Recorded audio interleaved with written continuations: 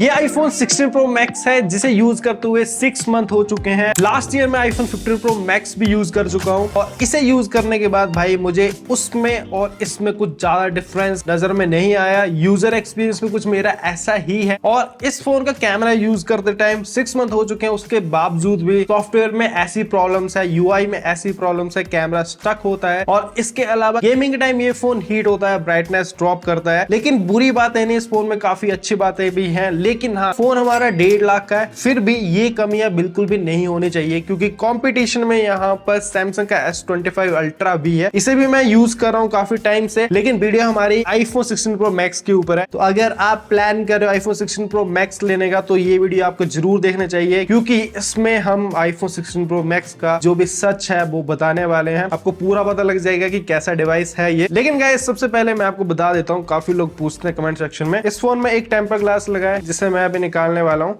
जो कि एक महंगा टेम्पर ग्लास है, इजीली निकल गया। ये टेम्पर ग्लास टूटा हुआ है। ये मैं इसलिए आपको दिखा रहा हूँ, जो भी अच्छे ब्रांडेड टेम्पर ग्लास होते हैं वो खुद टूट जाते हैं लेकिन फोन को टूटने नहीं देते हैं, और जो लोकल मार्केट वाले टेम्पर ग्लास होते हैं वो होते स्टडी हैं, वो खुद नहीं टूटते हैं लेकिन उनका इंपैक्ट डिस्प्ले के अंदर चला जाता है और डिस्प्ले टूट जाती है। तो मैं आपको अच्छे टेम्पर ग्लास ही रिकमेंड करूंगा जिनके लिंक आपको इस वीडियो के डिस्क्रिप्शन में मिल जाएंगे विद डिस्काउंट कोड। और ये भाई बिल्कुल सच है, लास्ट ईयर मेरा 15 Pro Max भी टूटा था क्योंकि उसमें टेम्पर ग्लास आप समझ सकते हो, लेकिन अच्छा टेम्पर ग्लास जरूर होना चाहिए। और यहाँ पर अब मैं बात करता हूँ, इस फोन को अगर आप परचेज करते हो आपको स्क्रीन प्रोटेक्टर लगाना ही पड़ेगा क्योंकि ये जो सेरेमिक शील्ड देके रखी है ये बहुत जल्दी स्क्रैचेस पकड़ लेती है। अगर आपने नया फोन परचेज किया, किसी सरफेस के ऊपर रख दिया, उठाते टाइम अगर हल्का सा स्क्रैच लग गया, भाई स्क्रैचेस बहुत जल्दी आ जाएंगे। इसके कॉम्पिटिशन की बात करूँ, इसमें नहीं आते हैं और इसे हम बिना टेम्पर ग्लास के यूज कर रहे हैं। लेकिन मैं रियलिटी की बात कर रहा हूँ, एप्पल कुछ इनोवेशन लेके नहीं आ रहा है। एप्पल इंटेलिजेंस भी है इस डिवाइस में, लेकिन S25 अल्ट्रा के कंपैरिजन में बहुत पीछे रह जाता है। अगर आप इमेज में से कुछ इरेज करना चाहते हो तो यहाँ पर सिर्फ छोटा मोटा काम ही कर पाता है, छोटी मोटी चीजें आपने इरेज करनी है तो वहां तक ही ये अच्छा काम करता है और जनरेटिव AI इसमें देके नहीं रखा है। लेकिन हाँ, इसके पीछे एक रीजन है जिन लोगों को नहीं बता देता हूँ। आईफोन में इनबिल्ट AI देके रखा है और सैमसंग में क्लाउड बेस्ड AI देके रखा है। अगर इस फोन में इंटरनेट नहीं है तो ये फोटो में कुछ जनरेट नहीं कर पाएगा, कुछ इरेज नहीं कर पाएगा। और आईफोन में अगर इंटरनेट कनेक्शन नहीं है फिर भी आप फोटो को एडिट कर सकते हो, कुछ इरेज करना है वो आप कर सकते हो। ये एप्पल ने इसलिए किया है क्योंकि एप्पल प्राइवेसी और सिक्योरिटी के लिए माना जाता है, उस वजह से आपका डेटा लीक नहीं हो इसलिए। तो यहाँ पर सीधी सी बात है, जिन्हें अपने प्राइवेसी चाहिए तो भाई आईफोन आपका ध्यान रखता है। तो यहाँ पर इस वजह से Apple cloud based AI use नहीं करता है। आई थिंक ये बाद में भी हमें देखने को नहीं मिलेगा, आएगा भी तो एप्पल को इसके ऊपर बहुत सारा काम करना पड़ेगा इन बिल्ड लाने के लिए। तो ये है, बाकी AI फीचर्स में और भी काफी सारे दे के रखे हैं, कुछ काम में आते हैं जैसे समराइजेशन वगैरह और जैनमोजीज वगैरह, और भी काफी सारे AI फीचर्स देके रखे हैं जो कि बहुत ही लिमिटेड यूज होते हैं। इन माय केस एक AI फीचर्स मुझे काफी अच्छा लगता है, राइटिंग टूल देके रखा है। अगर आपने प्रोफेशनल ईमेल भेजनी है, फ्रेंडली ईमेल भेजनी है किसी फ्रेंड को, तो वो सारी चीजें ये अच्छे से कर देता है, समराइजेशन वगैरह। तो AI फीचर्स हैं बट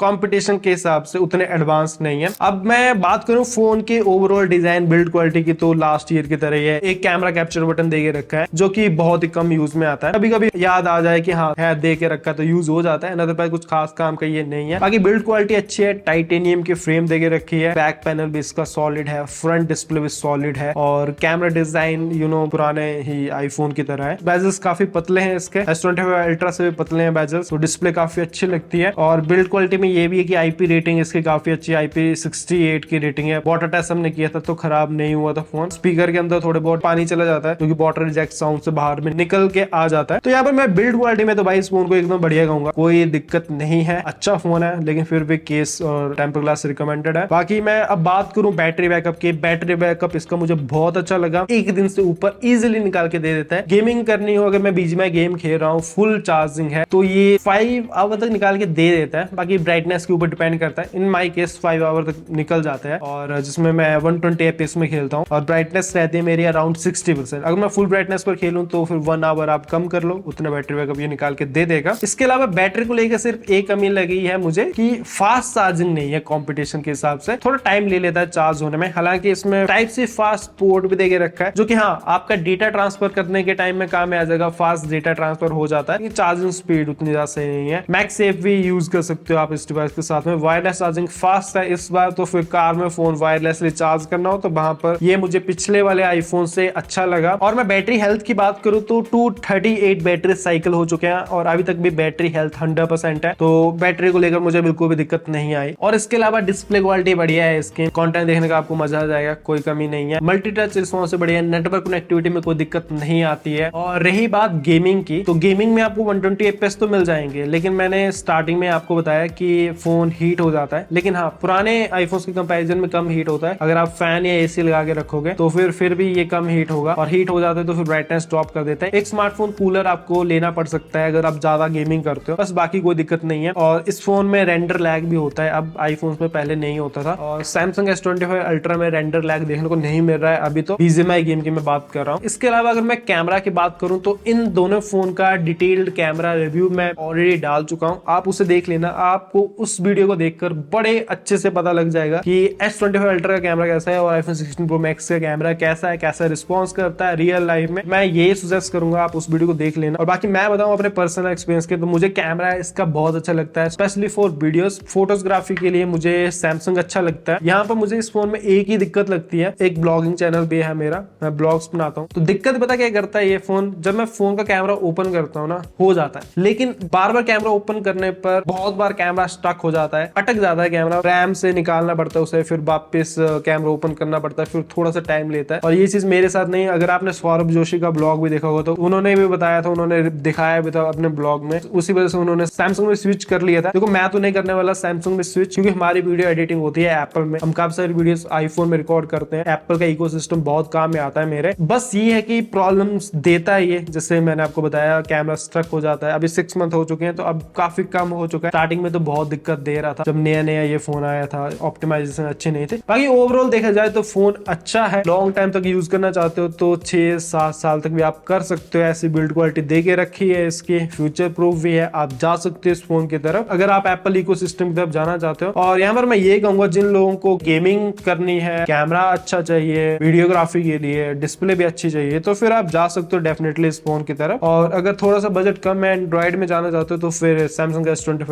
अल्ट्रा की तरफ चले जाना, दोनों फोन बढ़िया है। और मैं पर्सनली इसे यूज करने वाला हूँ इस साल। तो ये था कुछ रिव्यू इस फोन को लेकर, ज्यादा कमियां नहीं है, थोड़ी बहुत कमी है जो मैंने आपको बता दी, और बाकी चीजें तो बढ़िया है, एकदम बढ़िया। UI वगैरह कोई दिक्कत नहीं करती है, छोटे मोटे प्रॉब्लम्स थे वो मैंने आपको बता दिए। तो फिर ये थे हमारे आज की वीडियो। अगर आपके माइंड में कोई डाउट है, आप पूछना चाहते हो तो कमेंट सेक्शन में पूछिए, हम उसका जवाब देंगे। बाकी जो भी था मैंने अपना एक्सपीरियंस शेयर कर दिया आपके साथ। फर्स्ट टाइम आए चैनल को बस सब्सक्राइब कर देना। मिलते हैं आपसे नेक्स्ट वीडियो में। Love you all guys, take care and bye bye.